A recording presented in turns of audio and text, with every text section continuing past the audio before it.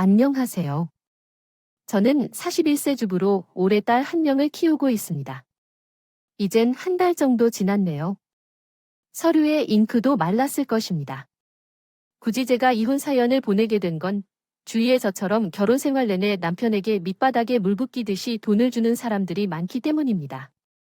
딸을 혼자 키우는 것은 쉽지 않지만 동안의 남편으로 인해 경제적으로 너무 힘들었기 때문에 현재는 내가 번 돈으로 둘이서 사는 게 훨씬 마음이 편합니다.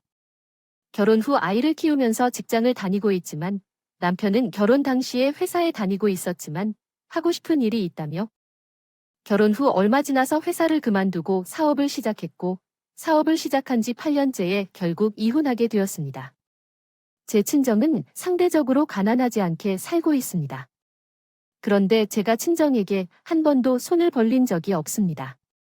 결혼할 때도 제가 돈을 벌어서 같이 사용하였습니다.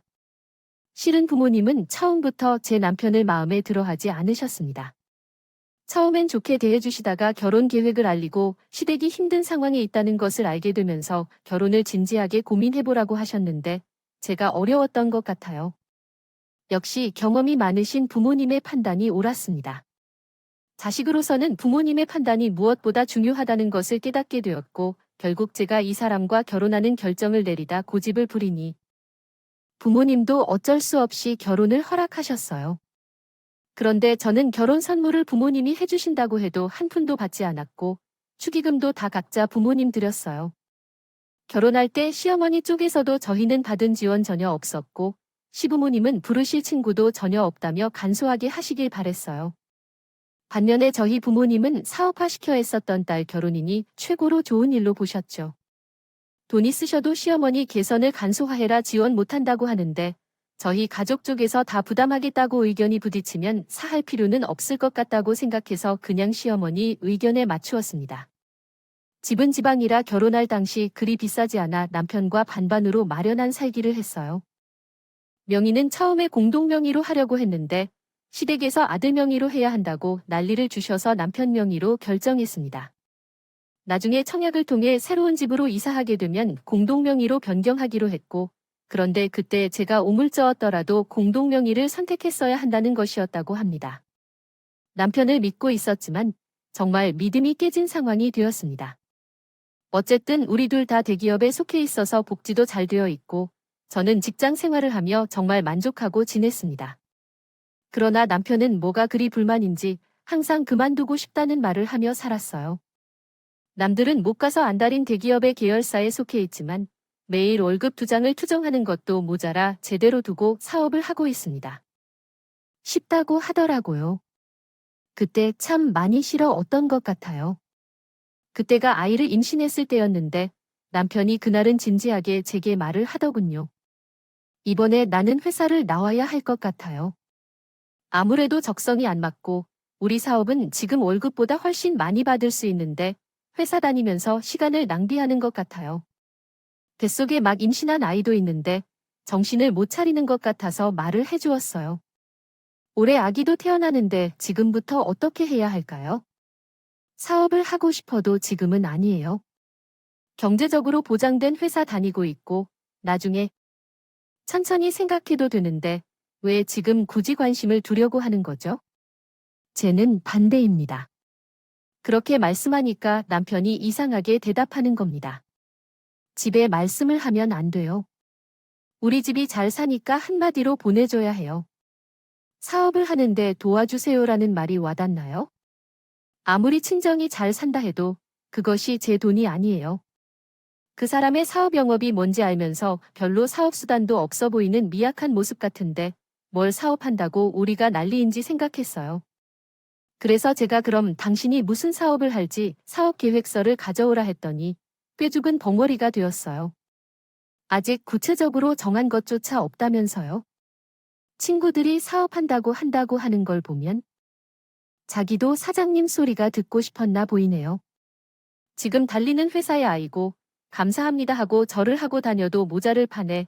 저렇게 배부른 소리를 하는지 남편이지만 정말로 왼수 같더라고요. 게다가 시댁은 당연히 남편의 사업자금을 내줄 능력도 안 되고요. 제가 답답해서 사업자금은 어떻게 할 거냐 물어보면 남편은 그동안 모아놓은 돈이랑 대출 좀 받으면 크게 문제없이 할 수 있을 것 같아요. 아무래도 여유 자금이 좀 있으면 좋지요. 그래서 당신 친정에 좀 얘기해보면 어떨까 싶은데 내가 당신할 때 돈 더 벌어오라고 닥다 한 적 없잖아.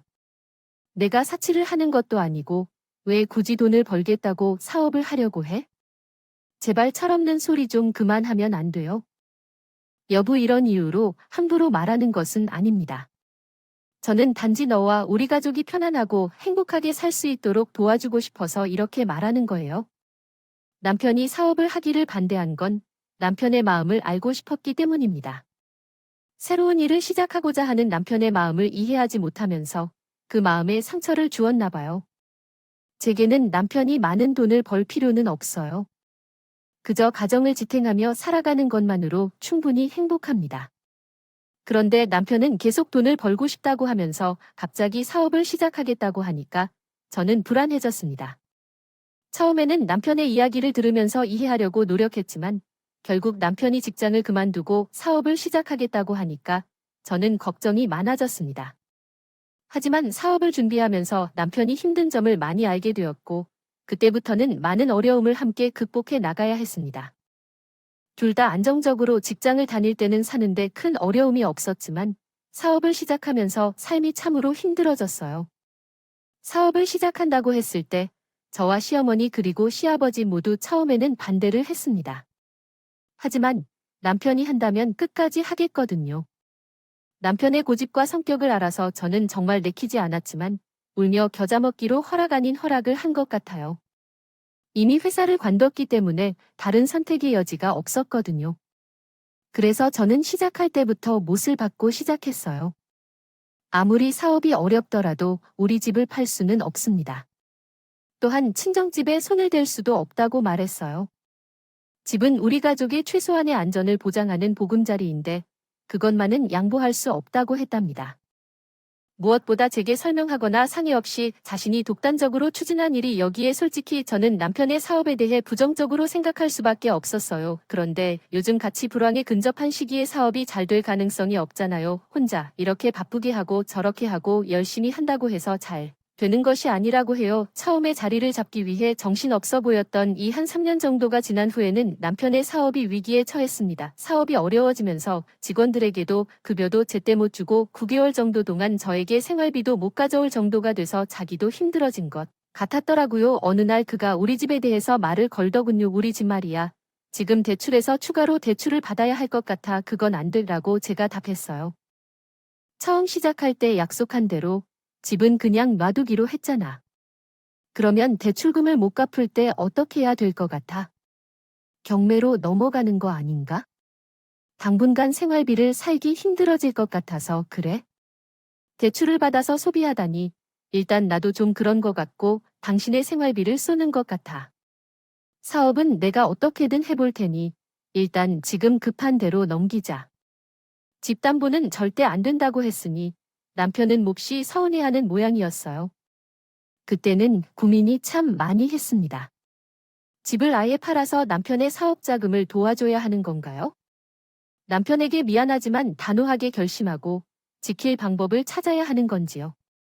저와 같은 상황이라면 여러분은 어떤 선택을 하실 것인가요? 아마 다들 저처럼 많은 고민을 하실 거라 생각됩니다. 그런데 도저히 저는 집만큼은 포기가 안 되더라고요.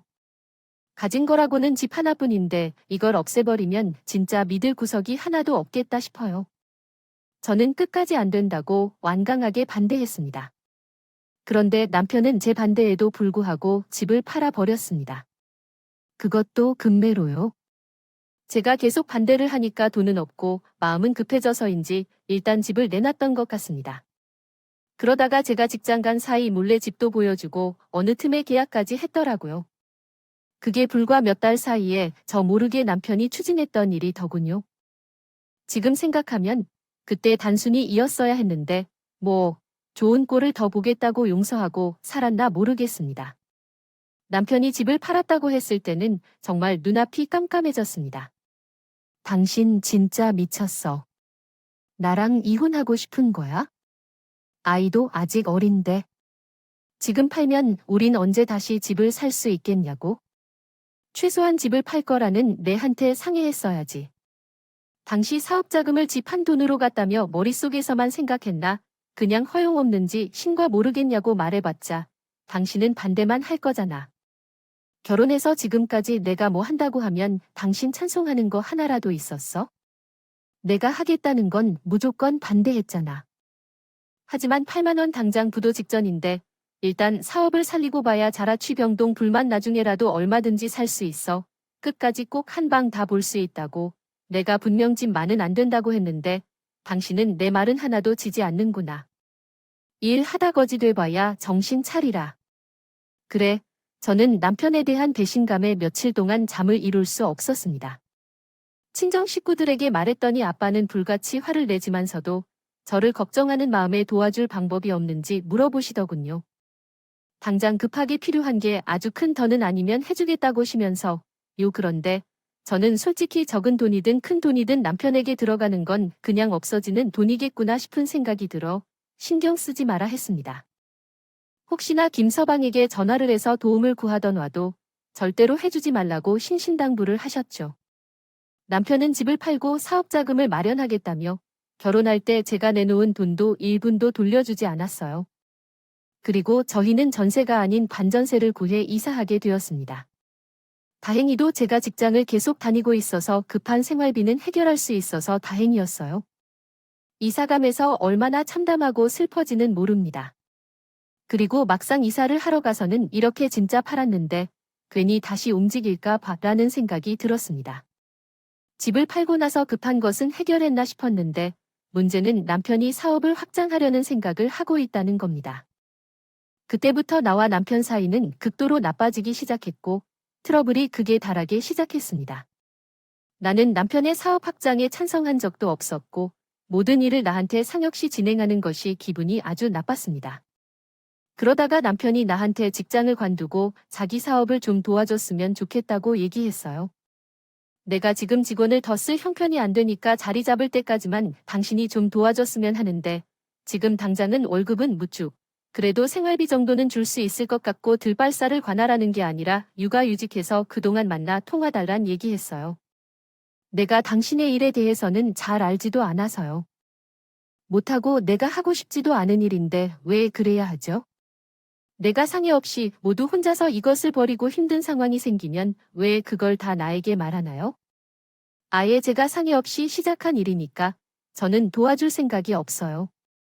그리고 지금 휴직 중이면 제가 어떻게 감당해야 하는 거죠? 제가 혼자 힘들게 노력하고 있는데 왜 도와주지 않나요? 어떤 식으로든 제가 이걸 해내려고 노력하고 있는데 왜 안 도와주시는 건가요? 아무튼 제가 좀 도와주셨으면 하는 마음이네요. 결국 나는 남편을 이길 수 없어서 당분간 직장을 휴직한 후 남편을 도와주기로 결심했습니다. 그러나 생각보다 상황이 참 힘들었습니다. 매출 관리와 직원들의 월급 관리 등 자잘한 일은 제가 맡아 했는데 아침 일찍 나가서 늘 늦은 저녁까지 일을 처리했습니다. 회사 업무가 마무리되고 나서 격려와 회의가 이루어졌는데 그때 남편이 얼마나 사업을 혼란스럽게 운영해 왔는지가 잘 보였어요. 월급을 많이 받는 직원이 한 명뿐이었고 나머지는 주로 아르바이트생을 고용하고 있었습니다. 그러나 내가 살펴본 결과 아르바이트생들이 더 열심히 일하고 있는 반면 월급을 많이 받는 직원은 제대로 일을 수행하지 않는 것처럼 보였습니다. 그러나 월급이 적게 받는 아르바이트생들이 스펙이 좋은 것으로 보이지는 않았습니다. 모두가 9종류 이상의 직무를 수행하고 있었죠.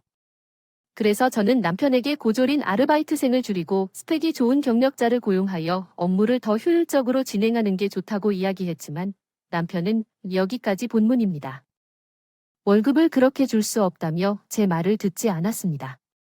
조이, 친정 부모님이 사업하는 것을 보니 직원을 뽑거나 경영 방식을 알고 있는데 남편이 하는 방식대로 하면 망한다는 생각이 들었어요.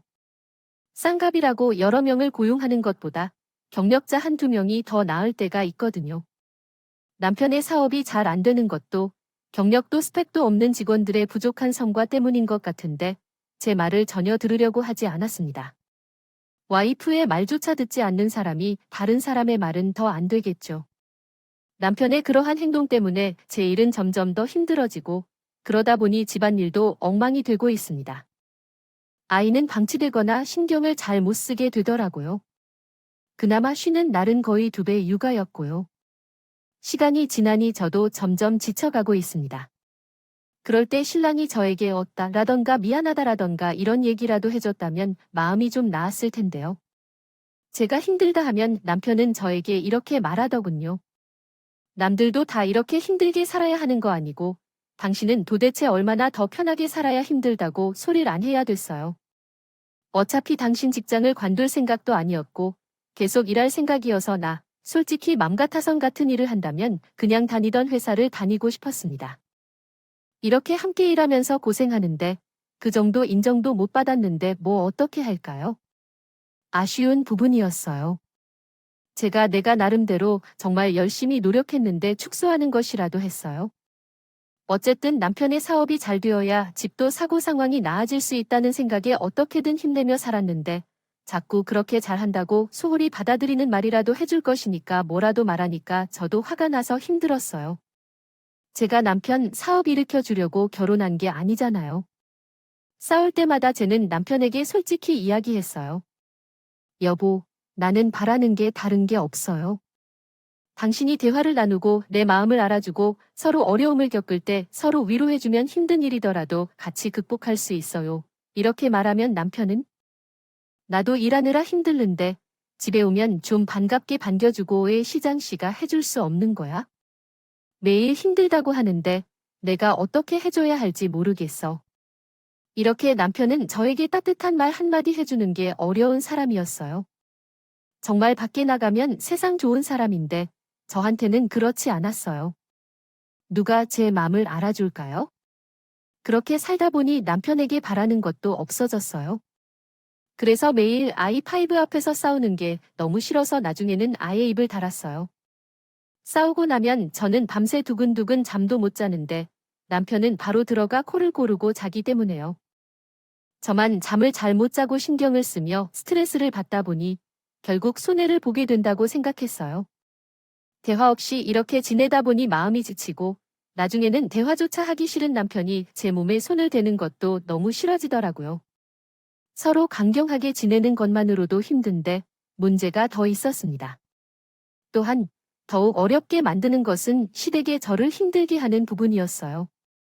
시댁이 별로 잘 살지 못한다 보니 결혼할 때 지원을 받지 못할 줄 알았는데 결혼 이후 시댁에서 모아놓은 돈이 전혀 없다면 우리는 가전제품을 바꿔야 한다든지 차가 오래돼서 고장 난다는 등 돈을 보태라는 요구가 계속되어 난처한 상황이었어요. 남편도 가끔은 사업 자금을 좀 어떻게 써야 할지 말하고 친정에 손을 버리라는 말도 나오는데요. 얘기를 하는데 남편의 시댁은 또 만만치 않았습니다. 신혼 초에는 다 같이 있는 자리에서 하하호호 웃으시면서 말씀하셨는데 전 솔직히 처음에는 그게 돈을 달라는 뜻인지 몰랐습니다. 근데 남편이 이번에 부모님께 뭔가 좀 바꿔드릴 거라고 하길래 신혼인 우리가 왜 우리 집을 채워가야 하는지 바쁘잖아. 그리고 필요하신 부분을 바꾸고 싶을 텐데. 하니 남편이 돈이 없으신가 그렇다는데 무슨 돈이 없으니까 당연히 우리가 사드려야 하는 건가 싶었습니다. 자, 저한테 돈을 맡기는 줄 알았습니다.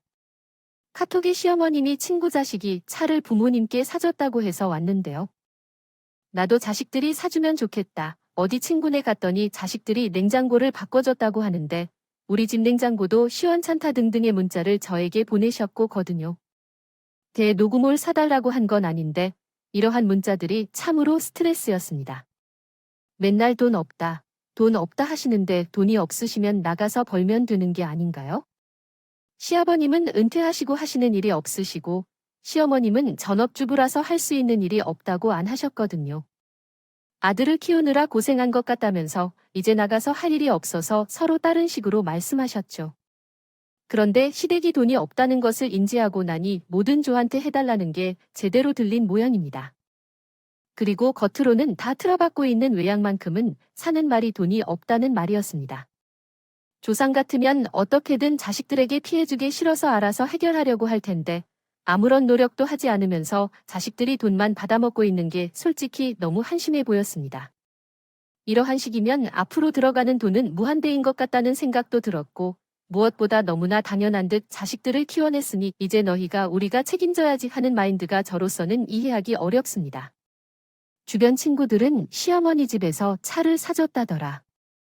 낳았을 때 얼마나 좋다더라는 소리만 들려오는데 제 시어머니는 자꾸 뭘 해달라니 처음엔 꿈은 있었다가요.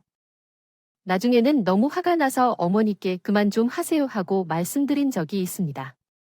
전 결혼 전까지만 해도 친구들을 만나면 부모님이 자랑스럽게 가방 사조를 쓰는 것을 칭찬하던 제가 결혼 후에는 친구를 만나면 시어머니께서 시댁에서 입안에 얼마나 주무라고 하는지 언급해 주신다고 하니 말에 할 말이 없어졌습니다.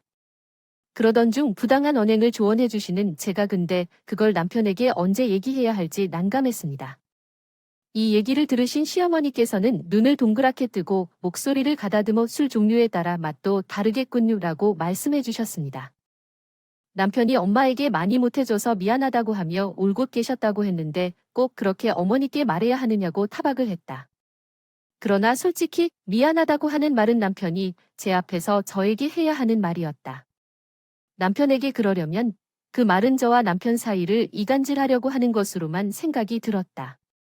결혼한 후로 우리 집 형편이 나쁘게 돼서 시댁 형편에 맞춰 내려가는 것도 마음에 들지 않았다.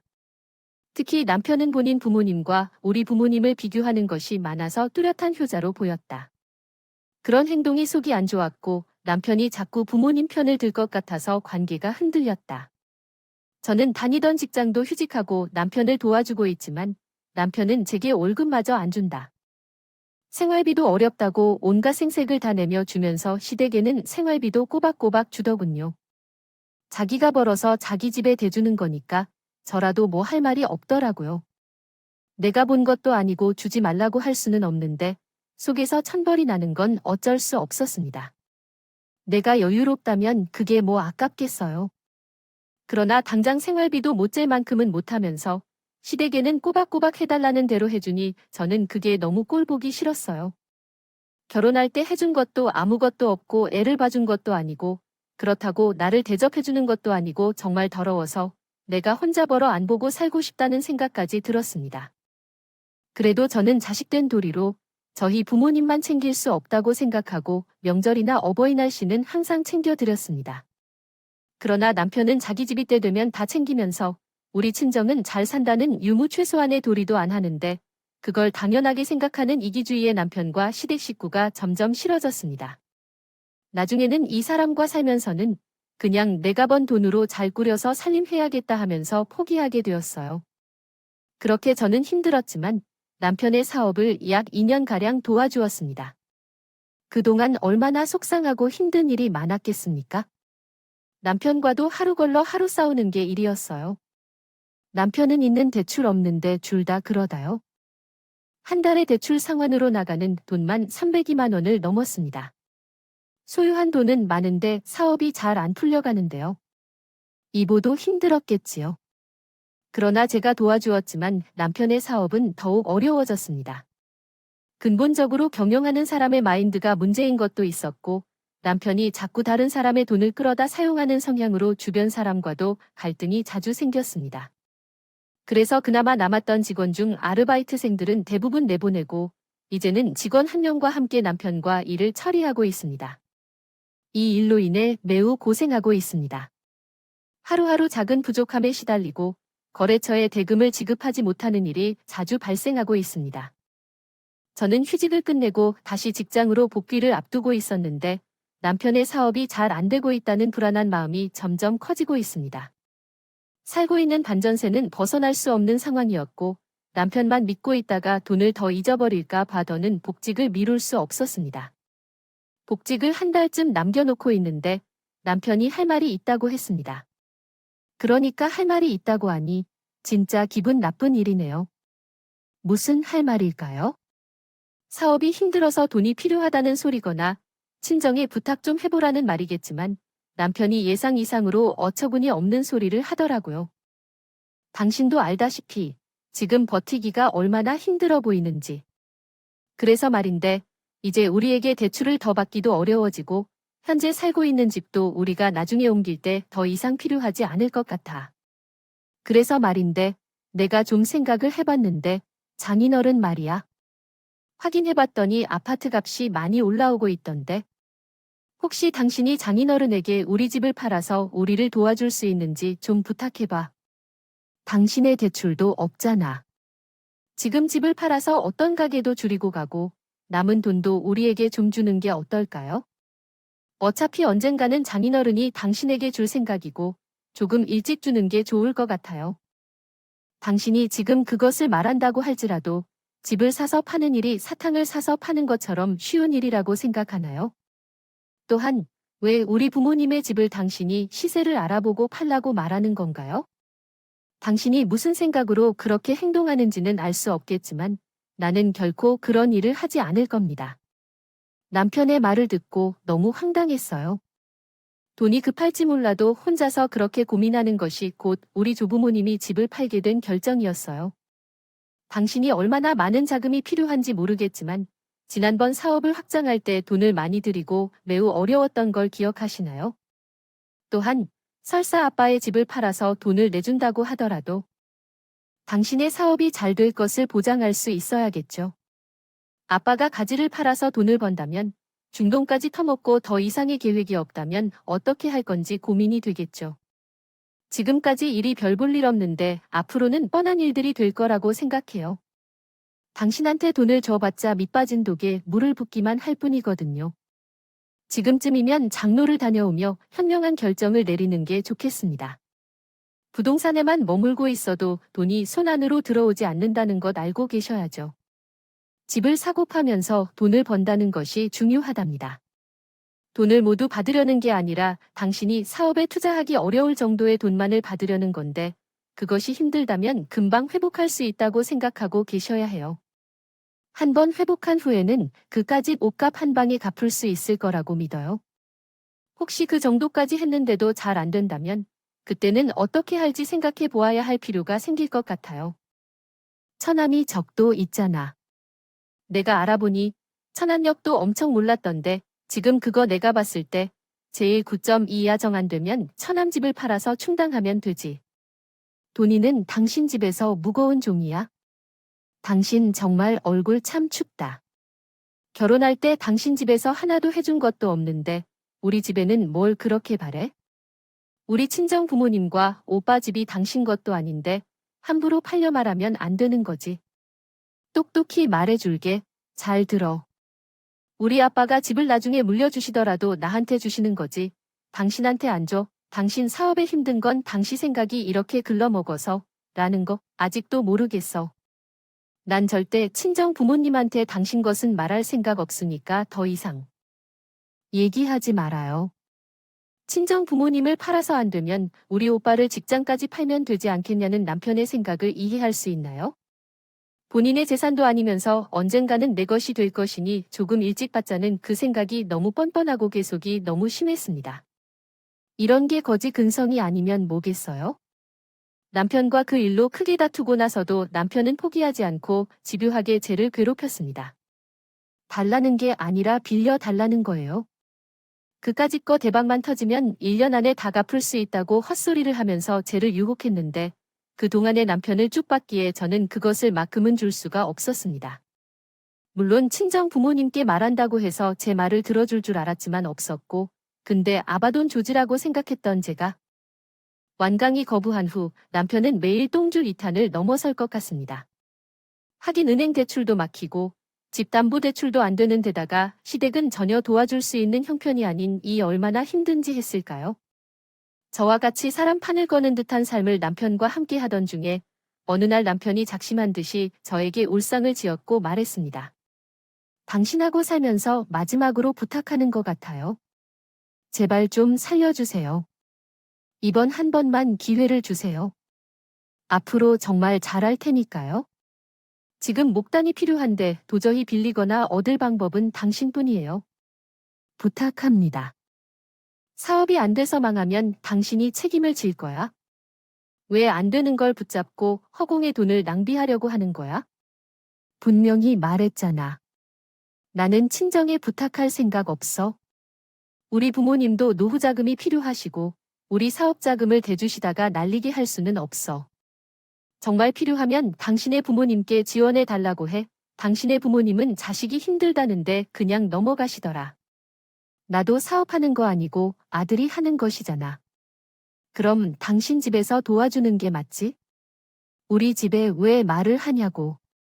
당신 진짜 그럴 거야?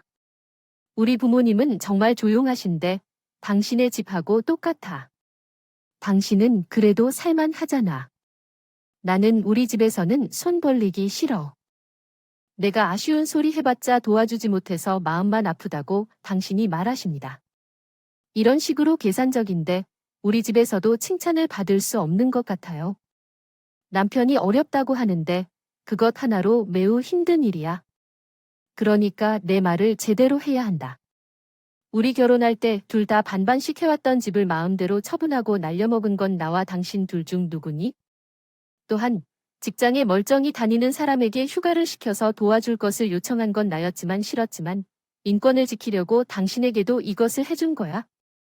그런데 내 말은 하나도 듣지 않고 당신 마음대로 해서 사업이 어려워지니까 지금 서로 비난하는 거 맞나요? 대추, 당신에게 내가 얼마나 더 해줘야 하는 거죠?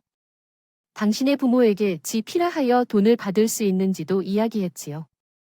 만약에 내게 한 번 더 친정 부모 집을 8년 동안 소중하게 해달라는 소리를 하면 즉시 그렇게 할 의사야? 우리 집을 얼마나 무시해야 그런 말을 할 거야? 그 이후에 당신이 결국 원하는 게 뭔지 알아? 난 결코 그런 걸 할 수 없어. 그 알겠니?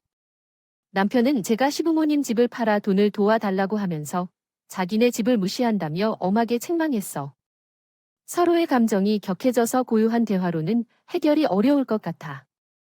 남편은 물건조차 제게 향해 던지고 폭력까지 사용했어.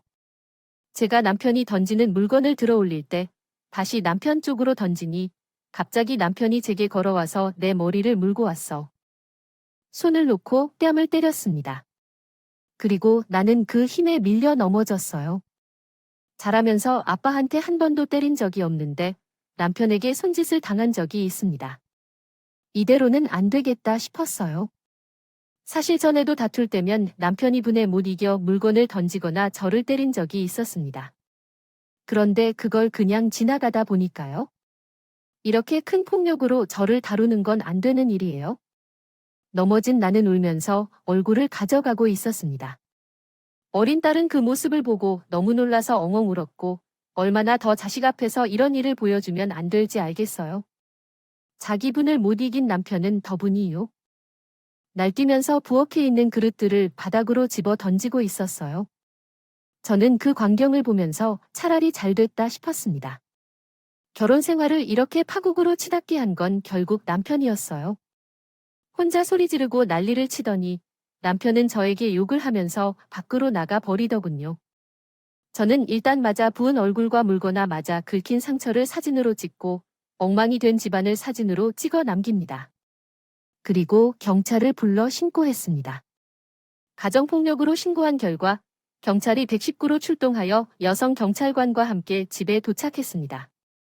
그리고 집안을 살피고 제 얼굴을 보더니 어디가 어떻게 상처났느냐 물어보더군요. 그리고 잠시 후 남편이 들어오자 남편을 가정폭력 현행범으로 체포한다고 하며 남편을 데리고 경찰서로 가자고 했습니다. 남편은 펄펄 뛰며 왜 남의 가정사에 참견하냐고 소리를 지르며 난리를 쳤어요. 당신이 경찰을 불렀어? 아주 잘하는 짓이다. 남편을 경찰에 신고한 것 나쁘지 않아? 괜찮아. 당신이 가보면 칼을 들지는 않을 거야. 그래, 이제 당신 마음대로 해봐. 남편은 경찰에게 붙들려가면서 제게 악담을 멈추지 않았습니다. 저는 경찰서에서 진술서를 작성하고 경찰은 남편을 고소할 의향이 있냐고 물었어요. 옆에서 남편이 부부싸움 좀 한 것으로 무망했습니다. 피곤한 일만 만들지 말라며 소동을 일으켰지만 저는 남편을 폭행으로 고소했습니다. 그 후 남편과 명심하고 이호의 마음을 굳혔습니다. 다음날 병원에 가서 폭행당한 남편의 얼굴에 진단서를 받았고 부모님께 가서 모든 사실을 고백했습니다. 부모님은 제 이야기를 듣고 바로 변호사를 선임해주겠다면서 당장 이혼하라고 하셨고 저는 남편 부모님께도 이혼 의사를 전달했습니다. 어머니는 제 이야기를 듣고 부부가 싸울 수 있는 것은 이혼 때문이라는 말은 함부로 하지 않는 게 좋다고 말씀하셨습니다. 남편에게 자세한 이야기를 들으라고 하고 전화를 끊었습니다. 아이와 함께 짐을 싸서 일단 친정으로 떠났습니다.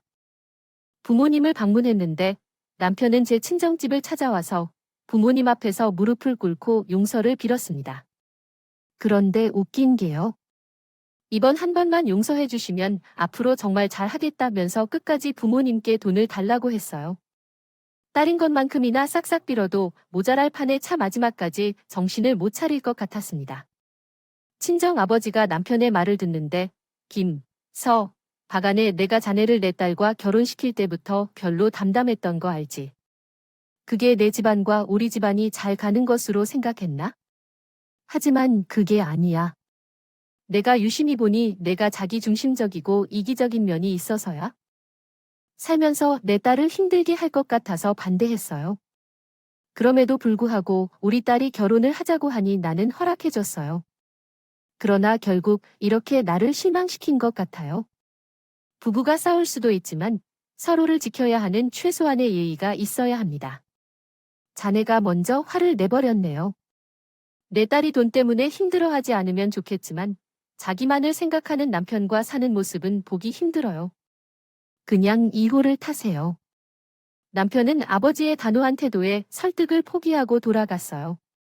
남편 어머니가 전화를 걸어와서 제가 전화를 받자마자 소리 지르며 아들을 경찰에 신고했다며 남편을 폭력 전과자로 만들려고 한다고 그랬어요. 속이 후련하지 않아. 너는 결혼할 때부터 어른들이 하는 말에 하나도 지키지 않고 꼬집었고 말을 듣지 않고 나만을 따랐어. 근데 결국에는 내가 내 아들의 삶을 망치는 거야? 어머니, 무슨 말씀을 그렇게 하세요? 아들의 삶을 망친 게 아니에요. 결혼해서 지금까지 어렵더라도 남편이 원하는 대로 다 들었어요. 우리 가문은 재벌가도 아니고 남편이 어렵다고 가족 재산까지 팔아 사업 자금을 마련해야 할까요? 그리고 저한테 손절하는 사건 한 건이 남편 때문이에요. 숨지키게 만들어 이혼을 결정하게 하는데 아들을 노골적으로 비난하시는 이유는 무엇인가요? 끝까지 한마디를 더 붙이세요. 너는 그렇다고 좋다. 당신이 마음대로 해외로 떠나고 이후 남편이 남았습니다. 내게 주는 돈은 한 푼도 없으니 이런 점을 알아두어라. 어머니는 내가 남편을 가정폭력으로 경찰에 신고하게 된 것 같습니다. 남자가 화를 내면 그럴 수도 있다고 생각하시는 것 같아요. 그만큼 남편 집은 폭력이 무심한 집 아니었어요. 왜 그동안 아이 때문에 참아서 살았는지 내 자신이 너무 어리석고 안심했습니다. 아이를 생각해서라도 남편과는 더 빨리 이별했어야 했어요. 어쨌든 그 후 나는 이혼 소송을 진행했고 경제적으로 힘들었지만 가정이 붕괴된 것과 나에게 행한 폭력이 인정되어 이혼하게 되었습니다. 남편으로부터 3천만 원의 위자료와 폭력에 대한 손해배상금을 받게 되었습니다. 죄송하지만 한국어 문법상의 오류가 있습니다. 제가 다시 작성해 드리겠습니다. 딸아이는 제가 키우기로 했고요. 살고 있던 집의 보증금은 제가 결혼할 때 보탠 돈보다 모자랐지만 제가 가져가기로 했습니다. 남편은 빚만 잔뜩 남은 사업체만 가진 채 저와 헤어지게 된 것이죠.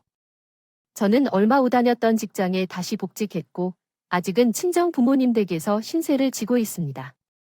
아이가 아직 초등학교 저학년이라 엄마 손길이 필요한데 제가 일을 하게 되면 돌봐줄 사람이 필요했거든요. 다행히 부모님의 배려로 이혼을 크게 흔들림 없이 안정적으로 생활하고 있습니다. 이후 남편은 결국 하던 사업을 말아먹고 정리했다고 전해 들었습니다. 그리고 빚을 갚느라 택배 일도 하고 3차 일도 함께 해야 한다고 하더군요. 결국 저렇게 되었고 만약에 제가 돈을 구해서 도와준다고 해도 소용없을 것 같습니다. 결혼 생활을 정리하는 것이 쉽지 않았습니다. 아이도 있어서 가능한 한 가정을 유지하고 싶었지만 경제적으로 어려웠고 남편의 폭력까지 겪으며 어려웠습니다. 아이를 키우는 것을 보며 더욱 어려운 결정이었어요. 아직 이혼한 지 얼마 안 된 상황에서도 용기를 내고 딸아이와 함께 살아가기로 결심했습니다. 부모님께서 도와주겠다 하셨지만 이미 많은 도움을 받으며 제 임무를 수행하기 위해 노력하고 있습니다. 비슷한 상황에 처한 분이 있다면 함께 이겨내기를 바랍니다.